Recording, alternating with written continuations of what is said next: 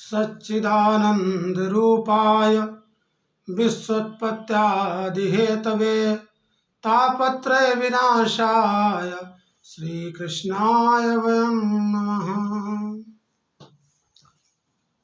अथ द्वितीयोऽध्याय। श्रीमद्भागवत महापुराण का द्वितीय अध्याय जो है, नारद जी ने जब भक्ति माता के इस प्रकार वचन सुने तो उन्हें बड़ी दया आ गई। और दया आई तो उन्होंने कहा कि हे देवी, जिन भगवान श्री कृष्ण ने पांडवों की रक्षा के लिए और कौरवों का विनाश करने के लिए अनेकों प्रकार की लीलाएं की, वही भगवान आज कहीं गए नहीं हैं, यही विराजमान है। जिन भगवान ने द्रौपदी की जो है भरी सभा में लाज रखी, वही भगवान आपकी भी पीड़ा को दूर करेंगे। हे देवी, जब आपने भगवान श्री कृष्ण ने हाथ जोड़कर पूछा था मैं क्या करूं,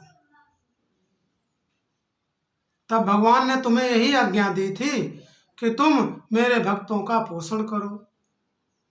तुमने भगवान की जब वो आज्ञा मान ली, तब उन्होंने तुम्हें दासी के रूप में सेवा करने के लिए मुक्ति प्रदान की और ज्ञान और वैराग्य को पुत्रों के रूप में प्रदान किया।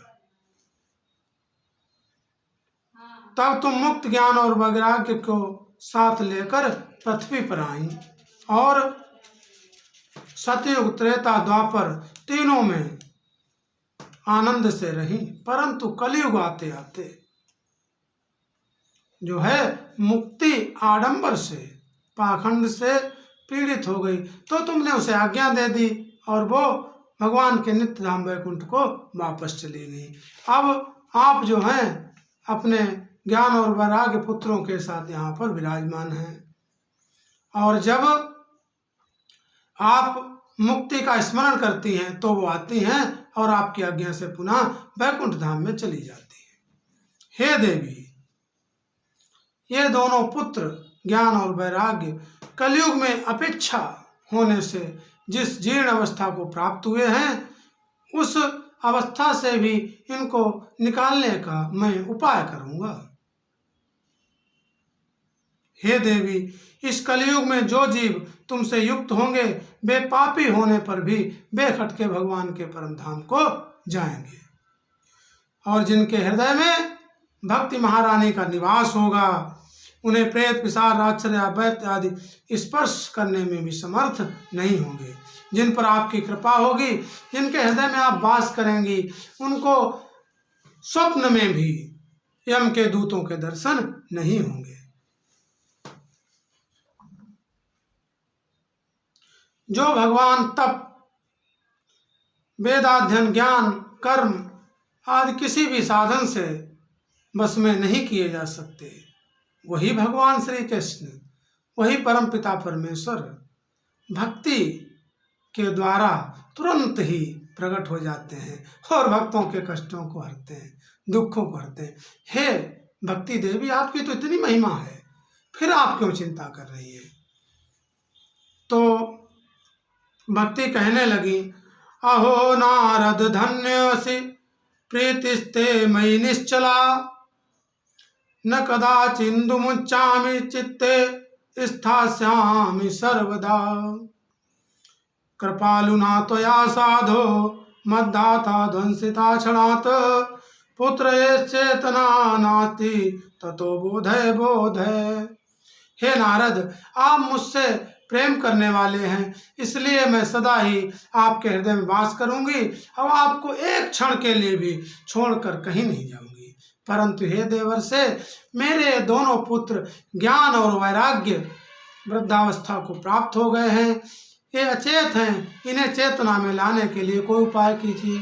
तो नारद जी ने कहा, ठीक है देवी, मैं जो है तुम्हारे पुत्रों को चेतना में लाने का उपाय करता हूँ। और नारद जी ने उनके कान में अपना मुंह लगाकर कहा, ओ ज्ञान, ओ वैराग्य, जल्दी से जाग जाओ, जल्दी से जाग जाओ। किंतु वे दोनों कुछ उठे और जम्हाई ही लेते रहे, उनकी आंखें नहीं खुल पाईं। नारद जी ने वेद ध्वनि की, वेदांत घोष और बार बार गीता का पाठ सुनाया। उस गीता पाठ और वेद ध्वनि वेदांत से उनमें कुछ चेतना आई और उठ के बैठ गए, परंतु वो अपनी आंखों को न खोल सके। इस प्रकार से जब नारद जी का उद्यम जो है उनको चेतना में नहीं ला पाया, तब क्या हुआ, नारद जी बड़े दुखी होने लगे। और उसी समय आकाशवाणी हुई कि हे संत शिरोमणि, आप जो है दुख न करें, आपका ये उद्यम, ये परिश्रम जो है व्यर्थ नहीं जाएगा। मुने, तुम खेद मत करो, तुम्हारा यह उद्योग निस्संदेह सफल होगा। देवर से इसके लिए तुम एक सत्कर्म करो, वह कर्म तुम्हें संत शिरोमणि महानुभाव बताएंगे। उस सत्कर्म का अनुष्ठान करते ही क्षण भर में इनकी निंदा और वृद्धावस्था चली जाएगी तथा सर्वत्र भक्ति का प्रसार होगा। नारद जी आकाशवाणी को सुनकर जो है विचार करने लगे कि हमें कौन से ऋषि, कौन से संत शिरोमणि क्या उपदेश करेंगे, इसका तो आकाशवाणी ने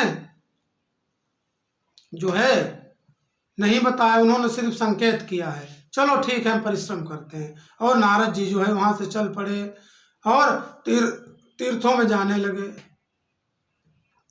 और जिस तीर्थ में उन्हें जो भी ऋषि मुनि संत महात्मा मिलते, उनसे वो प्रार्थना करके कहते कि इस परिस्थिति में ज्ञान और वैराग्य को मैं छोड़कर आया हूँ, आप वो उद्यम, वो साधन बताइए जिससे ज्ञान और वैराग्य को पुनः अपनी वही अवस्था प्राप्त हो जाए। तो जब ऋषियों ने सुना कि स्वयं संत शिरोमणि महर्षि नारद जी और उनकी जो है वेद और बार बार गीता पाठ से भी जब उन्हें शांति नहीं मिली है, तो फिर ऐसा कौन सा उपाय है जिससे शांति हो। तो इस प्रश्न का उत्तर देने से कुछ ऋषि मुनि तो कतराने लगे, कुछ कहते बड़ा ही असाध्य है। हाँ, इस प्रकार से बहुत से तीर्थों में बहुत से ऋषियों से नारद जी की भेंट हुई और उन्हें संतोषजनक कहीं उत्तर नहीं प्राप्त हुआ। तब वे जाकर बद्रिकाश्रम में पहुंच गए और बद्रीवन में जाकर उन्होंने क्या किया, एक विचार किया कि चलो अब मैं तपस्या करूंगा। ऐसा विचार कर ही रहे थे कि वहाँ जो है सनत कुमार इनका सनकादिक आदि प्रकट हुए। उनके दर्शन करके नारद जी को बड़ा आनंद आया, मिला, बड़े प्रसन्न हुए और उनसे कहने लगे, महात्माओं, इस समय बड़े भाग्य से मेरा आप लोगों के साथ समागम हुआ है। आप मुझ पर कृपा करके शीघ्र ही वह साधन बताइए जो आकाशवाणी ने जिसके विषय में कहा था।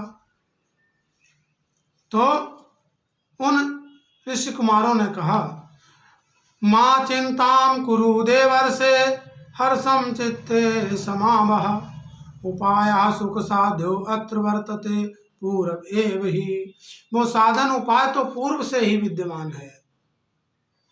अहो नारद धन्योऽसि विरक्ता नाम शिरोमणि, सदा श्री कृष्ण दासा नाम गृणी रोग भास्कर।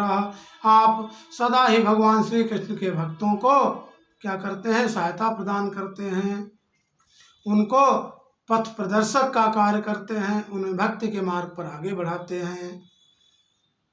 हे नारद जी, द्रव्य यज्ञ, तपोयज्ञ, योग यज्ञ और स्वाध्याय रूप ज्ञान यज्ञ, ये सब तो स्वर्गादि की प्राप्ति कराने वाले कर्म ही हैं, मतलब स्वर्ग की ही प्राप्ति कराने की ओर संकेत करते हैं। और जो सत्कर्म ज्ञान और वैराग्य के कष्ट दूर करेगा वो श्रीमद् भागवत का पारायण है, उसे करना चाहिए। नारद जी कहने लगे, वेद वेदांत घोषयश्च गीता पाठे प्रबोधितम, भक्ति ज्ञान विरागाणाम नोदस्ति तिष्ठ त्रिकम यदा। मैंने वेद वेदांत की ध्वनि और गीता पाठ करके उन्हें जगाया और वो नहीं जगे तो ये श्रीमद् भागवत पारायण से कैसे जगेंगे। तब सनत कुमार इत्यादि कहने लगे कि हे नारद जी, आपको ज्ञात होना चाहिए कि जिस समय महर्षि वेदव्यास जी जो है चिंताग्रस्त थे और अज्ञान के मोह में डूबे हुए थे, उस समय आपने भी उन्हें भागवत जी का उपदेश किया था और उसी से उनके सारे जो हैं संशय जाते रहे, उनका ज्ञान जाता रहा और वो जो है श्रीमद् भागवत की रचना करने में उद्धत हो गए। नारद जी कहने लगे, महाराज वो तो ठीक है, लेकिन वेद और वेदों का जो है ज्ञान ही तो श्रीमद् भागवत जी में है, तो हमने तुम्हें वेद का पाठ सुना दिया और वही भागवत जी में है। तो बड़ा ही सुंदर उत्तर दिया है सनकादि ऋषियों ने। कहने लगे नारद जी, वेदोपनिषदाम सारा जाता भागवती कथा अत्युत्तमा ततो भाति पृथक भूता फलाकृति। मैं मानता हूँ कि भागवत जी में वेद उपनिषद ही हैं, किंतु हे नारद जी, जैसे दूध को पीकर घी का स्वाद कोई नहीं प्राप्त कर सकता है। भाई घी के अंदर ही दूध है, हमने दूध पी लिया तो हमें घी का स्वाद नहीं मिल सकता। जैसे एक पेड़ के अंदर उसकी जड़ से लेकर तने तक रस ही रस है, लेकिन क्या हम उस रस को प्राप्त कर सकते? नहीं कर सकते। उस रस को हम जब ही प्राप्त कर सकते हैं जब वो फल के रूप में फलित हो। हे नारद जी, वेदों उपनिषदों का ज्ञान जो है वृक्ष के समान है और श्रीमद् भागवत जी जो हैं वो रस रूप फल के रूप में परिणित है। तब आपको भी जो है श्रीमद् भागवत महापुराण की ही कथा सुनानी चाहिए, जिससे जो है उनके सारे दुख दूर होंगे। तब नारद जी जो है सनकादिक ऋषियों का बहुत ही बड़ा अनुग्रह मानकर उन्हें धन्यवाद दिया और नारद जी ने कहा, महानुभावों, आपका दर्शन जीव के संपूर्ण पापों को तत्काल नष्ट कर देता है और जो संसार दुख रूप दावानल से तपे हुए हैं उन पर शीघ्र ही शांति की वर्षा करने वाला है। आप निरंतर शेष जी के 7 मुखों से गाए हुए भगवत कथामृत का ही पान करते रहते हैं। मैं प्रेम लक्षणा भक्ति का प्रकाश करने के उद्देश्य से ही आपकी शरण लेता हूँ। जब अनेकों जन्मों के संचित पुण्य पुंज का उदय होने से मनुष्य को सत्संग मिलता है, तब वह उसके अज्ञान जनित मोह और मद्रूप अंधकार का नाश करके विवेक उदय होता है।